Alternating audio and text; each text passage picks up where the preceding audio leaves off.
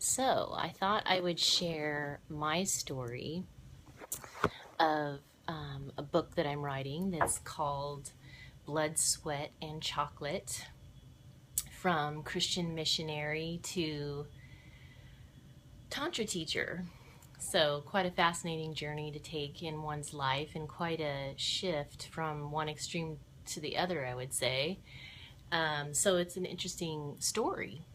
And so, I grew up Christian, and it was non-denominational Christian,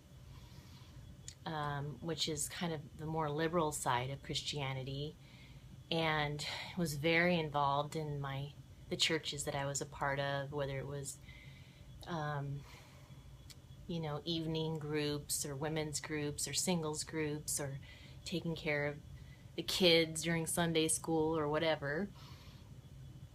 And so I would say my strongest part of my spiritual journey started when I was in junior high, and my dad, for Christmas, I believe, gave me two journals.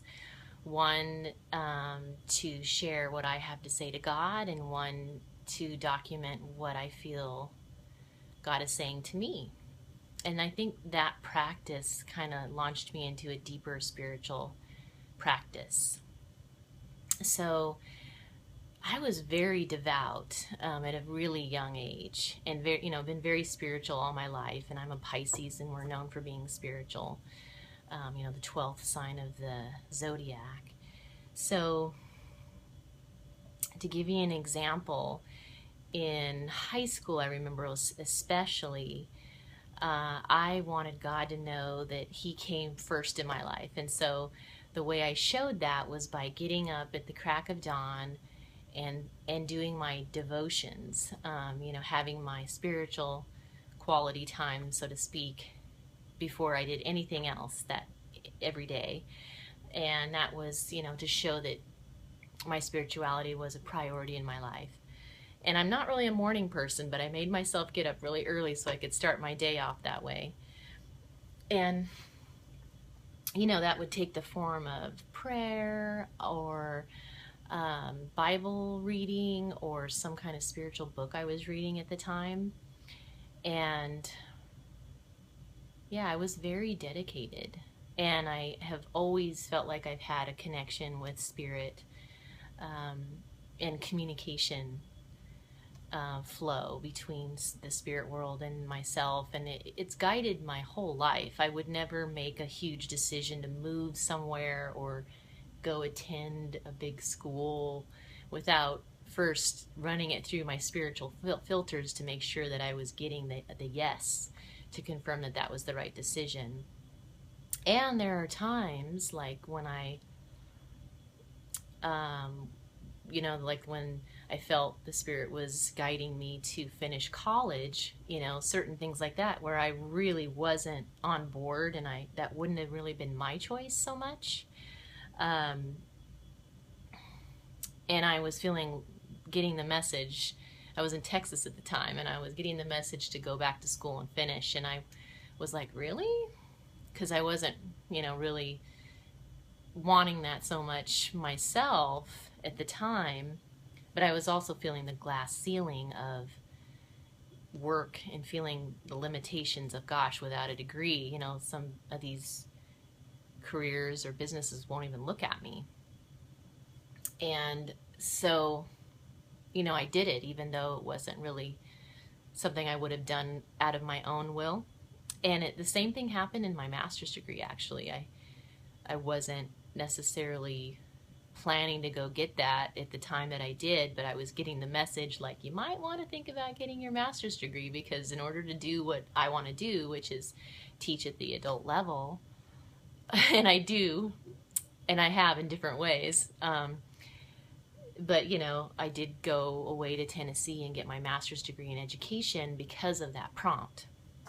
So I definitely would say my spirituality has guided me through my path. Otherwise, I might not have my degree to this day, and it's definitely paid off. It helps to have those things under my belt for credibility and just more opportunities.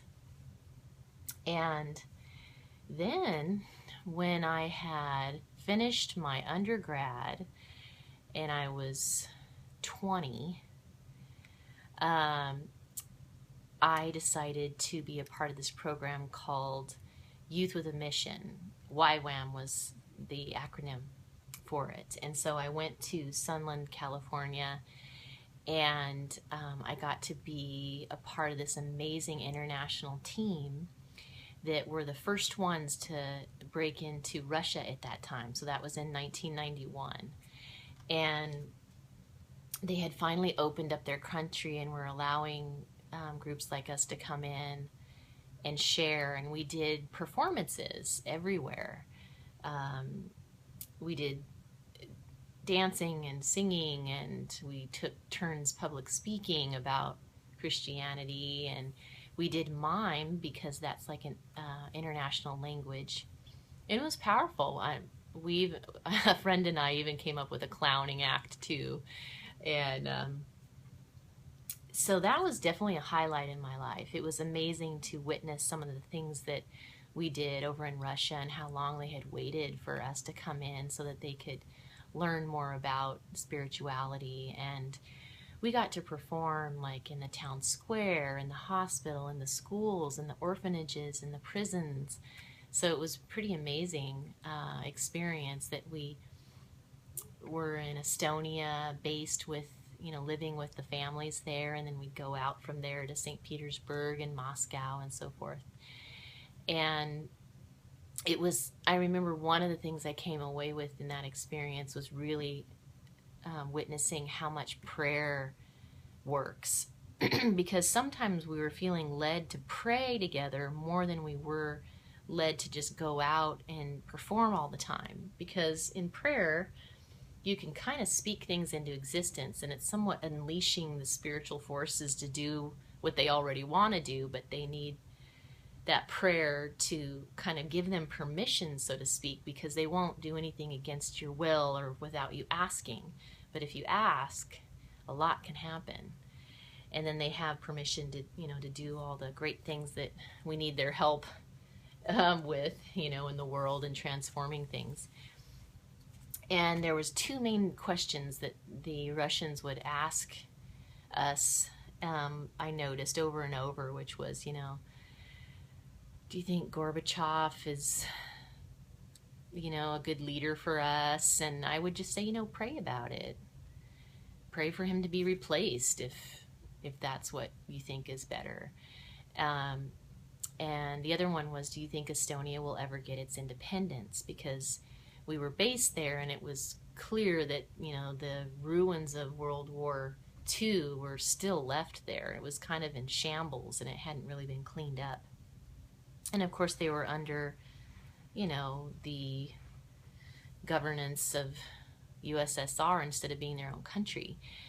So I would just say, pray about it. Pray that you'll get your independence. And sure enough, right after we left, those two things happened. Estonia got their independence, and Gorbachev stepped down, and another leader came in. So it was really awesome to see how we played a part in that. And how, prayer, how powerful it can be, especially when not just one, but a group of people are praying for the same thing. And so it was kind of like making history in a sense, and influencing, the events of history. So that was definitely, a highlight in my life, being a Christian missionary in Russia. And then I went to a Christian college, Westmont College in Santa Barbara. And that's kind of when I had an opening, an awakening to the next step of my spirituality. Because it's funny, back to back, my senior year, I took a class that was about cults, and we got to learn, like all the bad stuff about every religion and some of the things that go on behind the scenes, and how rigged they are sometimes and dysfunctional or whatever. And then the next semester I took kind of the opposite class where it showed the beauty of every religion. And oftentimes I would comment that, some of these religions are more devout than we are as Christians. They're doing more in certain areas than we are. So who are we to judge other religions or say ours is better?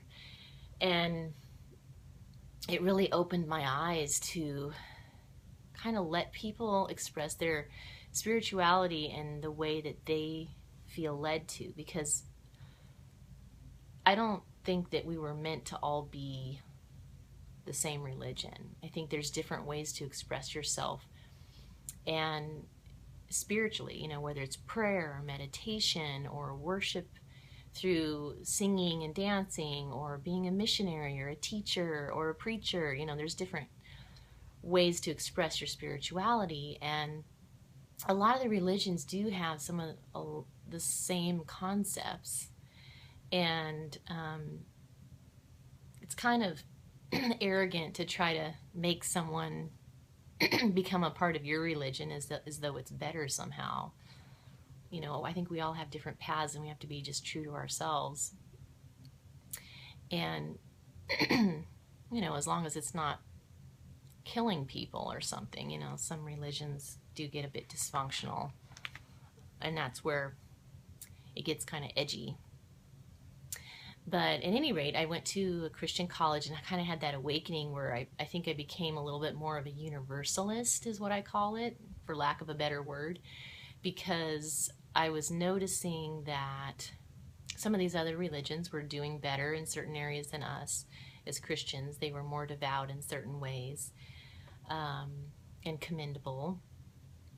And I just saw that there was a bigger picture to the whole story, that the Christian story is just, it's manipulated a bit. There were parts of the Bible that were left out or changed, unfortunately, and I know the Celestine prophecy had some impact on me at that time. And, unfortunately, Christianity and Catholicism, I feel like, got twisted in history to some degree, where the governments were using religion to control the people. And so in a sense it kind of got corrupted, and they would tell the people what they wanted the people to hear so that they would abide by and be what the masses wanted them to be, instead of, it's just a big manipulation kind of a thing that it turned into, unfortunately.